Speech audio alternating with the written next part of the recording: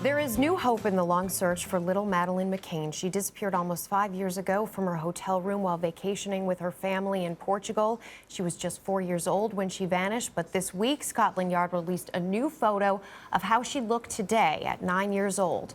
They believe she could still be alive, and they're asking law enforcement officials in Portugal to reopen the case. British police have been in close contact with McCann's family. They say they have almost 200 possible leads. Joining us now is Casey Jordan.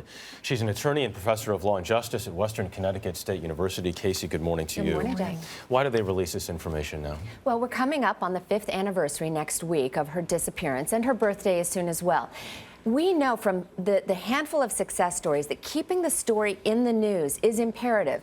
It's extremely rare, but there are J.C. Dugards, there are Elizabeth Smarts, and because hope really does spring eternal in the hearts of the parents, they are very emphatic about making sure we get this age-progressed photo out there just in case somebody sees her. Along with that photo, Scotland Yard also released a fairly astonishing statement about the case. They say, as a result of evidence uncovered during the review, detectives now believe there is a possibility that Madeleine is still alive. And that's what really ignited this. So what do we think that evidence could be?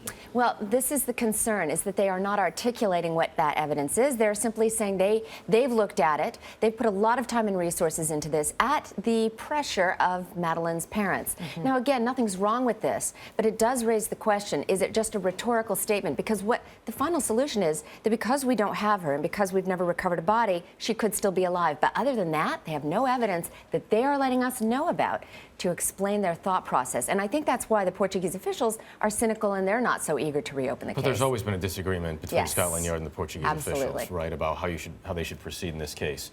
It's not worth, or it can't be overstated, though, the importance of cases like Elizabeth Smart when we talk about this case, because nobody thought that she was still alive. Correct. And I have to tell you that I remember the exact time and moment when I saw in the evening news that she'd been recovered. I was never more happy as a criminologist to be wrong about my prediction that she was dead. And yet I have to tell you that of the almost 800,000 children that go missing in the United States each year, fewer than 100 are true stranger kidnapping abductions. So you have to ask yourself, where should we put our attention and our resources?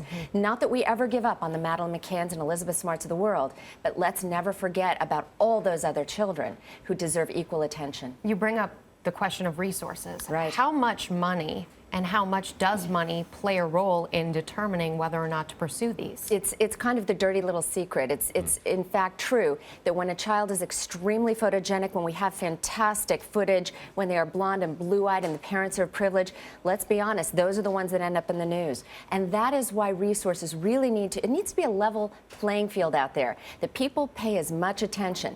If a case is old, and by the way, they don't close them, but they do get cold, you have to realize that the resources are probably better spent on recent cases of missing children. For instance, little Isabel Celis down in Tucson right now.